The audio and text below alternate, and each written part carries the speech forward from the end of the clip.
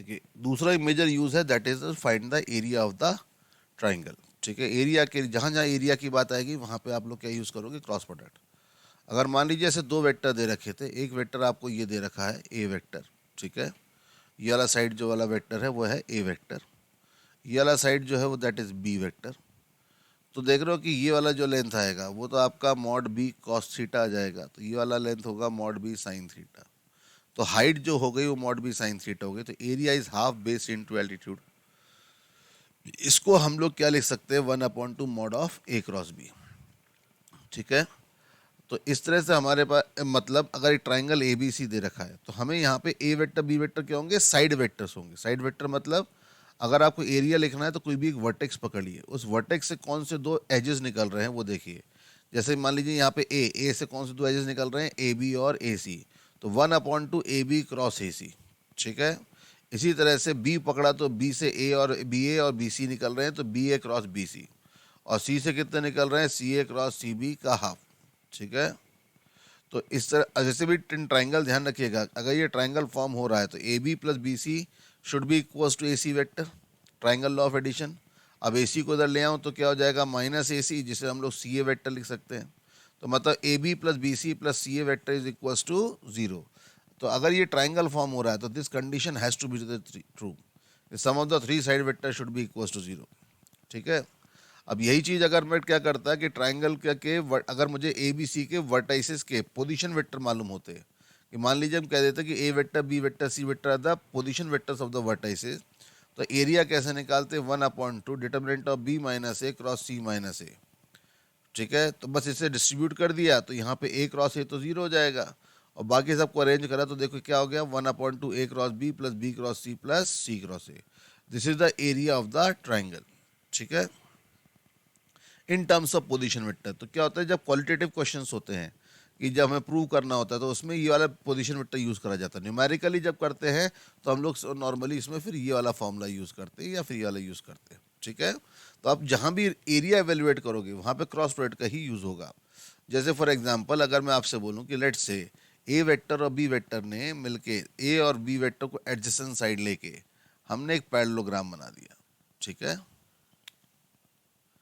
अब इस पैरेललोग्राम का एरिया क्या होगा, what is the area of the parallelogram whose adjacent sides are A vector and B vector. अब जरा ऑब्जर्व करो कि पैरेललोग्राम में ये एरिया और ये एरिया सेम होगा, ये वाला एरिया और ये वाला एरिया। अगर ये दोनों एरिया सेम होगा तो बताओ ये वाला एरिया कितना आएगा, ये वाला एरिया आएगा 1/2 modulus of A cross B. तो दूसरे का एरिया भी उतना ही आएगा 1/2 mod of A cross B. तो total area will be equal to what, mod of A cross B. ठीक है, समझ में आया, तो total area will be equal to mod of A cross B. अच्छा देखो इसी में ये किसका हुआ, this is the area of parallelogram with adjacent side A vector and B vector. ठीक है, अब मान लीजिए कोई भी ऐसे क्वाड्रिलेटरल दे रखा होता हमको, ठीक है, लेट से कोई भी ऐसे क्वाड्रिलेटरल है, ये कोई क्वाड्रिलेटरल, इसका एरिया निकालना है। ये क्वाड्रिलेटरल को बोल देते हैं ए बी सी और डी। ठीक है, इस क्वाड्रिलेटरल का हमें एरिया निकालना है, तो क्वाड्रिलेटरल का एरिया हम लोग कैसे निकालें। अब इस क्वाड्रेटर का एरिया निकालने, देखो area does not depend on the choice of origin. ठीक है, ओरिजिन कहीं भी खड़े होकर देखो एरिया वही रहेगा।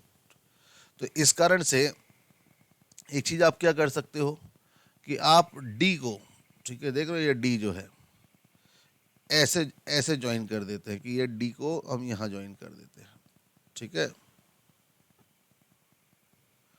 डी को यहाँ ज्वाइन करते हैं तो देखो क्या हो जाएगा, एरिया डी को हम लोग ओरिजिन मान लेते हैं, तो इन सब के position vector A vector B vector और सी वेक्टर आ जाएंगे। ठीक है, तो देखो area of triangle A B D, area of triangle A B D क्या आएगा, area of triangle A B D is equal to 1/2 mod of A cross B, 1/2 mod of A cross B plus B cross zero plus zero cross A, तो that will be equal to 1/2 modulus of A cross B. ठीक है, okay. अब जरा देखो कि इसी तरह से area of triangle D B C क्या आएगा, area of triangle D B C will be equal to 1/2 modulus of zero cross B plus B cross C plus C cross zero. तो that will be 1/2 mod of B cross C, ये आ जाएगा। अब दोनों को area को add करो तो total area will be 1/2 mod of A cross B plus mod of B cross C. ठीक है। अच्छा, लेकिन देखो ए क्रॉस बी का डायरेक्शन क्या होगा? ए क्रॉस बी का डायरेक्शन इस प्लेन के ऊपर की तरफ जाएगा, और यहाँ पे B cross C, B vector ये था, सी वेक्टर ये था, तो इसका डायरेक्शन भी ऊपर। मतलब ए क्रॉस बी और बी क्रॉस सी का डायरेक्शन सेम ही होगा। दोनों का सेंस क्या है? सेम है। तो देखो ये प्रॉपर्टी सिंपल समझो तो कि A vector plus B vector का mod will be equals to mod A vector plus mod B vector. ये हो सकता है क्या? क्या ये होगा कि नहीं होगा? ठीक है। ये कब हो सकता है? ये सिर्फ और सिर्फ तब हो सकता है जब ए और बी के डायरेक्शन सेम हो। देखो जैसे कि आप याद करो, mod of A vector plus B vector का स्क्वायर क्या होता था? Mod of A vector square plus mod of B vector square. ठीक है। प्लस 2 टाइम्स क्या होता था? ए डॉट बी होता था। इसको मैं 2 times mod A mod B cos theta लिख सकते हैं। Mod A square plus mod B square लिख सकते हैं। तो यहाँ पे ऑब्जर्व करना कि अगर थीटा की वैल्यू क्या हो जाए? 0, तो कॉस थीटा क्या हो जाएगा? Cos theta will be 1। तो ये एक्सप्रेशन आपका mod of A vector square mod of B vector square plus 2 mod A mod B हो जाएगा। मतलब एक तरह से mod A plus mod B का होल स्क्वायर हो जाएगा ये। तो therefore I can say that A vector plus B vector will be equals to mod A vector plus mod of B vector, ये बोल सकते हैं। लेकिन कब बोलेंगे? जब थीटा 0, मतलब दो वेक्टर सेम डायरेक्शन में। तो अगर दो वेक्टर सेम डायरेक्शन में है तो A vector plus B vector is equals to mod of A cross B होगा। तो यहाँ पे ए क्रॉस बी और B cross C same direction में है, तो हम इनको मॉडुलस ऑफ क्या लिख सकते हैं? A cross B plus B cross C, ये लिख सकते हैं। इसे हम फर्दर सिंप्लीफाई करें तो हम इसे A cross B minus of C cross B बोल सकते हैं। इसे हम लोग क्या लिख सकते हैं? ए माइनस सी क्रॉस बी डिस्ट्रीब्यूटिव होता है। अब जरा देखना, ए माइनस सी मतलब क्या होगा? फाइनल माइनस इनिशियल, मतलब ये क्या हो गया? सी ए वेक्टर हो गया। ये फाइनल माइनस इनिशियल, ये आपका C A vector cross B vector. B vector को बी वेक्टर माइनस 0 मानो तो बी वेक्टर कौन सा है? B vector is D B vector है ये। तो एक तरह से हम लोग एरिया क्या बोल सकते हैं? Area of any quadrilateral is 1/2 d1 cross d2 का मॉड। तो area of any quadrilateral is what? 1/2 d1 vector cross d2 vector, where d1 vector and d2 vector are the diagonal vectors of the quadrilateral. ठीक है। किसी quadrilateral के दोनों diagonal vectors के cross product के mod का half, that will give you the area of the quadrilateral. आप चाहें तो इसको चेकआउट कर सकते हैं। किसके लिए? पैरेललोग्राम के लिए। ठीक है। पैरेललोग्राम भी तो एक क्वाड्रिलेटरल है। ठीक है। पैरेललोग्राम के लिए अगर हम लोग ये चेक करें तो क्या होगा? ये देखिए,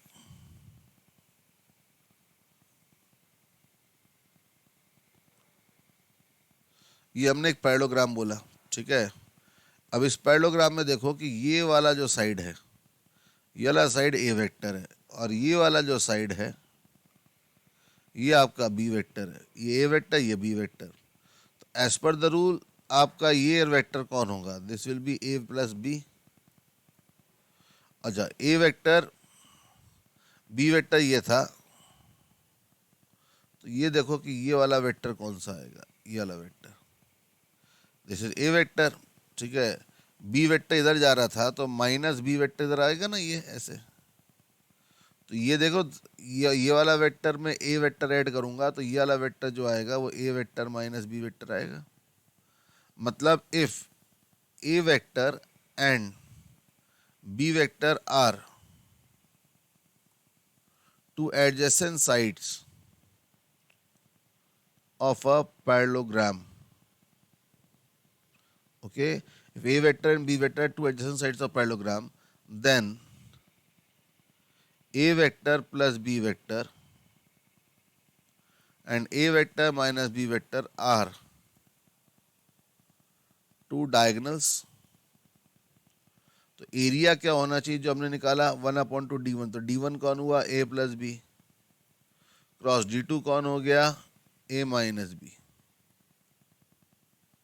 तो दैट विल बी 1/2। ये आप डिस्ट्रीब्यूट करोगे तो A cross A plus B cross A minus A cross B minus B cross B. अब किसी वेक्टर का खुद के साथ क्रॉस क्या होगा? जीरो, क्योंकि उनके बीच का एंगल क्या होगा? जीरो। तो 1/2 ये नल वेक्टर हो गया, ये आपका बी क्रॉस ए हो गया। ये इसको माइनस ए क्रॉस बी को आप प्लस बी क्रॉस ए लिख दीजिए, ठीक है। और इसको आइए तो नल हो जाएगा। तो बेसिकली अब क्या बचेगा? 1/2 टू टाइम्स ए वेक्टर क्रॉस बी वेक्टर भी बोल सकते हैं, माइनस लगा लो। तो ये आपका क्या हो जाएगा? Mod of A cross B. देखो एरिया पैरेललोग्राम यही आया था ना, तो आप डायगोनल से करके देखोगे तो भी आंसर यही आएगा, ठीक है। तो जहाँ भी आपको एरिया निकालना है तो इसका आप लोग इसमें यूटिलाइजेशन कर सकते हैं, ठीक है। जैसे मैं सिंपल सा एक क्वेश्चन देता हूँ, ठीक है। ये एक ट्राइंगल है, ठीक है। ये ट्राइंगल था ए, ये triangle B A B C. यहाँ पे एक पॉइंट है डी और यहाँ पे एक पॉइंट है ई, ठीक है। एक पॉइंट था डी और एक पॉइंट था ई। तो हमने डी और ई को जो इसको ज्वाइन करा और इसको ज्वाइन करा, ठीक है। D was dividing the ratio 2:1, this was dividing ratio in the 3:1, ठीक है। समझ में आया सबको ये? तो ये दोनों लाइन इंटरसेक्ट कर रही है कहाँ पे? पी पे। तो आपको निकालना है ratio of the area of triangle A P E is to area of triangle A B C. इसका रेशियो क्या होगा ये निकालना है। देखिए इस तरह के क्वेश्चंस हम लोगों ने याद करो कि हमें पी का पोजीशन वेक्टर चाहिए होगा, ठीक है। पी का पोजीशन वेक्टर चाहिए तो पहले क्या करो कि आप यहाँ पे इसे ओरिजिन में इसे क्या मान लो? ए वेक्टर, ठीक है। इसे मान लो बी वेक्टर, इसे मान लो सी वेक्टर, ठीक है। तो ये जो डी वेक्टर होगा वो डी वेक्टर हो जाएगा, ये हो जाएगा ई वेक्टर। तो as per the given condition हम लोग क्या लिख सकते हैं? जो हमें इन्फॉर्मेशन निकल, याद है ना कि हम लोगों ने इस तरह के क्वेश्चन करे थे पहले। तो यहाँ पे हम लोग क्या बोल सकते हैं कि 3 time D vector is equals to 2 time C vector plus B vector. Similarly यहाँ पे अगर हम लोग बोले तो मैं क्या बोल सक पाएंगे? 4 times E vector is 3 time A vector plus C vector, ठीक है। अब पी का पोजीशन वेक्टर निकालना है तो सी को हटाना है, तो यहाँ पे 2 मल्टीप्लाई करके सब्ट्रैक्ट कर दो। तो 8 time E minus 3 time D will be equals to 6 time A minus B, ठीक है। तो यहाँ पे 8e plus B is equals to 6a plus 3d। तो यहाँ पे 9 + 1 और यहाँ पे क्या हो जाएगा? सॉरी 8 + 1 और ये हो जाएगा 6 + 3, ठीक है। तो किसका पोजीशन वेक्टर हो गया? पी का हो गया ये पी का पोजीशन वेक्टर हो गया। अच्छा अब देखो जरा कि यहाँ पे क्या होगा कि अगर मैं क्या निकालूँ? Area of triangle A P ई निकालना है, ठीक है। एरिया ऑफ ट्राइंगल क्या निकालना है? ए पी ई। तो ए पी ई का निकालना है तो ई का पोजीशन वेक्टर तो हमारे पास यहाँ पे है। लेकिन देखो अब इसे कैलकुलेशन को सिंप्लीफाई करने के लिए अगर मैं ए वेक्टर को ओरिजिन बोल दूँ तो एरिया थोड़ी चेंज हो जाएगा। ए वेक्टर को अगर ओरिजिन बोल दूंगा तो बताओ ई वेक्टर क्या हो जाएगा? E vector will be C vector by 4, ठीक है।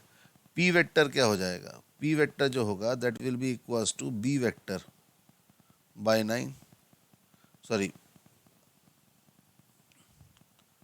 पी वेक्टर जो होगा उसमें हम लोग यहाँ पे देखिए ई की जगह हो जाएगा सी वेक्टर बाय 4, तो ये हो जाएगा ट्वाइस ऑफ सी वेक्टर, ठीक है, प्लस बी वेक्टर अपॉन 9, ये हो जाएगा। और ए वेक्टर तो 0 है, तो एरिया ऑफ ट्राइंगल क्या हो जाएगा? 1/2 A cross E plus E cross P plus P cross A. तो ये आपका बनेगा A cross E 0 P cross A 0, तो ये कितना हो जाएगा? E cross P. E cross P मतलब C by 4 cross 2c plus B upon 9 हो जाएगा ये।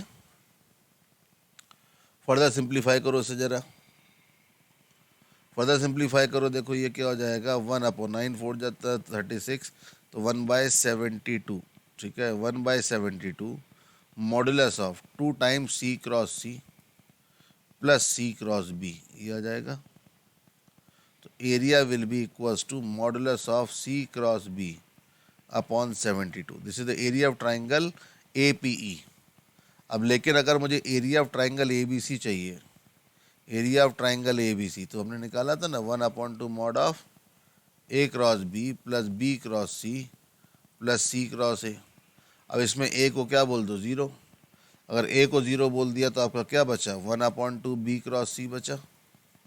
तो अब देखो दोनों का एरिया का रेशो निकालोगे तो mod of C cross B upon 72 upon mod of B cross C upon 2, ratio will be 1/36। ठीक है, तो therefore what we can say that area of triangle APE upon area of triangle ABC will be equals to 1/36। ऐसे question हम लोग generate कर सकते हैं।